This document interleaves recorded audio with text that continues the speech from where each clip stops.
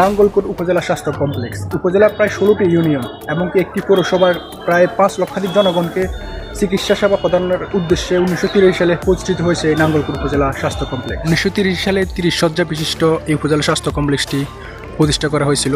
পরবর্তীতে প্রয়োজনের তাগিদে 2005 সালে সর্বশেষ প্রায় 8 কোটি টাকা ব্যয়ে 30 শয্যা থেকে 50 শয্যায় উপনীত করা হয়েছিল। উপজেলা স্বাস্থ্য কমপ্লেক্সটি বিশাল বড় একটি এরিয়া নিয়ে গঠিত। এটা হচ্ছে নতুন 50 শয্যা বিশিষ্ট উপজেলা স্বাস্থ্য কমপ্লেক্স এবং এটা হচ্ছে গিয়ে সর্বপ্রথম তৈরিকৃত 1983 সালে 30 শয্যা বিশিষ্ট হাসপাতাল। এখানে একটি সরকারি অ্যাম্বুলেন্সও দেখা যাচ্ছে, তবে এটা দিয়ে কখনো কাউকে সার্ভিস দিতে কখনো দেখা যায় না, কারণ এক্সট্রা ওই দিকে আরও 2-3টি অ্যাম্বুলেন্স থাকে, এগুলো আসলে মানুষ ভাড়ায় ব্যবহার করে। এই উপজেলা স্বাস্থ্য কমপ্লেক্সটার একটা অন্যতম খারাপ দিক হচ্ছে কি এখানে রোগীর থেকেও ডাক্তারের যে জনবল থাকার কথা তা অনেকাংশেই কম, এবং এখানে ওষুধপাতি সরকারিভাবে যে ওষুধপাতি বা যে ধরনের পরীক্ষা করার কথা সেই ধরনের পরীক্ষা একবারই নগণ্য, বলতে গেলে পাওয়াই যায় না। এটা হচ্ছে কি সবচেয়ে এটার খারাপ দিক। তাছাড়া এখানে পরিবেশ সব কিছুই সত্যি অসাধারণ।